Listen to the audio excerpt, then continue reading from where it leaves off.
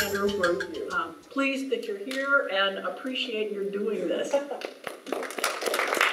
Thanks, everybody. Paul is a very difficult act to follow. Because he has so much experience he can talk about. One thing we have in common, though, we both joined the Gray Panthers at the age of 29. And I'd have to check his ID, but I think that may have been a year or two before I was 29, not 100%. So I want to talk a little bit about kind of how I came to be a Gray Panther, what the organization is to me, why I'm passionate about it, why this is something I give my time and money to, and I also want to leave with a thought of where we're going and what this organization is moving towards. I first got a call about 3 years ago from the young swashbuckler back there, Justin Dobbs, a friend of mine from high school, who owes me $10, separate issue. He calls me up and he says, I'm involved in this organization, we're recruiting new board members, I thought you'd be great, I know you have the political background and I think you'd agree with our issues. So, and it's true, when I was growing up, I was always very involved in politics and volunteerism. I was practicing as an attorney in California at that time, and I'd been asked to be on nonprofit boards before, but I'd always turned them down.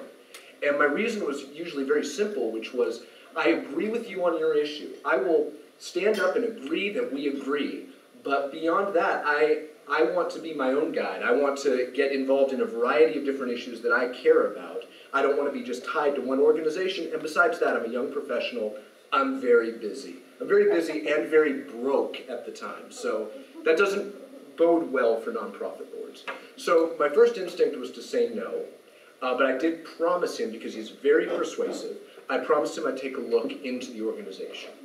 And what I first found actually gave me reservations.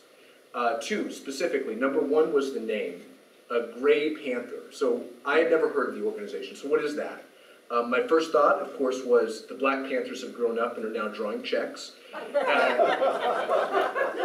I didn't understand why the name had been chosen. And then the real kicker for me was the growl. And do you all know what the growl is? I'm not going to do it for you if you don't. But suffice it to say, when I hear growl, I think of something that's very fierce, and it actually looks like the left-hand panel on a Heimlich maneuver poster of somebody who needs rescuing. So we were off to a terrible start, me and the organization. But I had promised him, so I did what we call due diligence. I looked into the organization, I read its mission statement, I read its policy papers, and looked at its history. I learned about Maggie Kuhn, who I'd never heard of, frankly, before I heard of the Gray Panthers. And I liked what I saw, not just on the issues. And there were a number of issues I agreed with. I agree that we have to tackle economic inequality. I agree with the social progress. I'm a liberal. I'm a progressive. Liberal's not a dirty word to me. But there was something else about the organization that really stuck out. And it was something Paul alluded to, the intergenerational aspect of it. And the idea that I was not being recruited to the organization so I could be a young person fighting for old people's issues. That was my fear when I first learned about the organization at a surface level. What I found was I was being recruited to work on my issues in the Gray Panthers context. This context that you take two groups that have traditionally been powerless, the young and the old, and you find how they can work together and bring their various strengths to bear. And that was why I made the decision to join the group. And one thing Paul talked about is this idea that these issues are not old people's issues. Old people are not being carried by the younger generation in the way it's being portrayed to us. There are things that young people need that older people can give us. I'll share another brief story. 2009, early 2009, I was living in San Francisco. I was a newly minted California attorney looking for a job, and some court decision or another that was on Prop 8 and was not good had just come down. I don't remember what it is, because all's well that ends well with Prop 8. But that was a big deal to us. And when a court came down and said, Prop 8 stands, gay people go to hell, I was very angry, and I went downtown, and there was a protest in the middle of San Francisco. And San Francisco cops are great. They're very used to protests. And the friendliest guy you could imagine standing here, I don't even think he was wearing a gun, he's saying, okay, as you come in, come on in, orderly. Go this way if you want to protest in a First Amendment-y sort of way, and go this way if you want to sit in the middle of the street and be arrested. And people were, in a very orderly fashion, sitting in a giant circle singing songs, and they were coming around with plastic handcuffs and hauling them away for a fingerprinting, and it was like a catch and release program by the SFPD.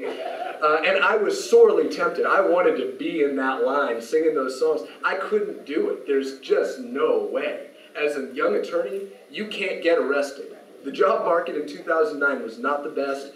You do not need a criminal conviction. If Paul Nathanson gets arrested, do you know how much that matters to him right now in his career? It doesn't mean anything. It probably helps him. It gets him some prestige. You get some gravitas for that. So when he alludes to risk-taking, and he mentioned this to me the other day, he was saying, I can take risks. I can get arrested. You can't. And there's so much truth to that. Older people can put themselves on the line in a way younger people can't. And older people, not all of them, by any stretch, fewer and fewer because of our social policies, but many people have time that they can dedicate to causes they care about in a way young professionals just can't.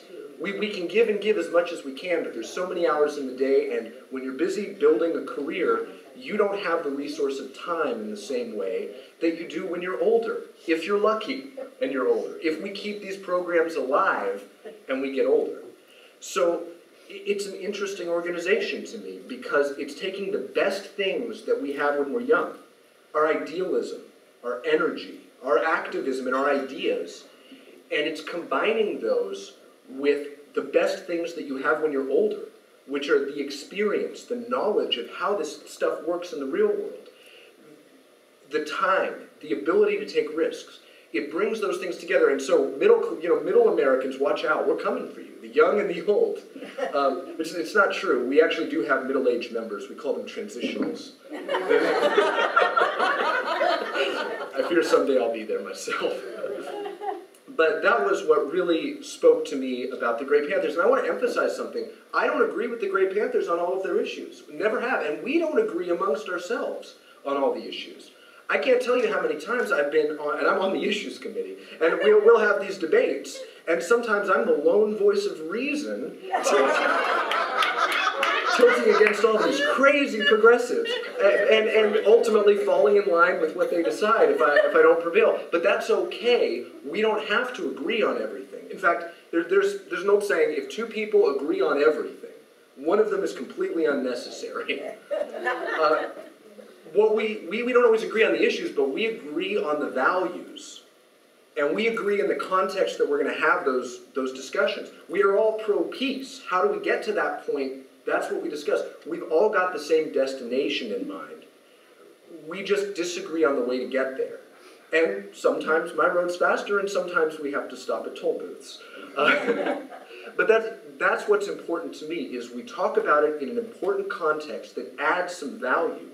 And this is a discussion that's not happening. You're not hearing about alliances between the generations. Why aren't we hearing about that? And our job as an organization is to provide the answer. We have to be that voice. It's not the issues that we talk about that are so important. It's the way we talk about them. It's the perspective that we bring of taking people's concerns and people's perspectives. Because, to be frank with you, I cannot understand an older person's point of view without talking to them about it. I have no context to understand that. And I believe, but I don't know yet, that older folks don't always understand the younger generation's perspectives either. It's hard to see experience when you're young. It's hard to see youth when you're experienced. So I think that this alliance is an important one. And I want to end by talking about, kind of full circle here. Paul was 29 when he joined the Grey Panthers. And I was 29 when I joined the Grey Panthers. He's here as a first-generation Grey Panther. That's an important thing, and it's kind of crazy to him, I'm sure, to be, all these years later, here speaking about how this organization, what it meant to him then, what it means to him now. So my question is, what is the organization going to be like when I'm where Paul Nathanson is right now? when I'm the guy who's been around since, wow, I'm a second generation Gray Panther. Can you believe we're still here? That day is going to come, and it's going to come a generation from now. What is this organization going to look like? How are we going to sustain the organization and enrich it, make it a powerful voice so that these things that Maggie believed in and that we believe in. Maggie's an idea to me. I never met her. I didn't learn of her existence till long after she was gone.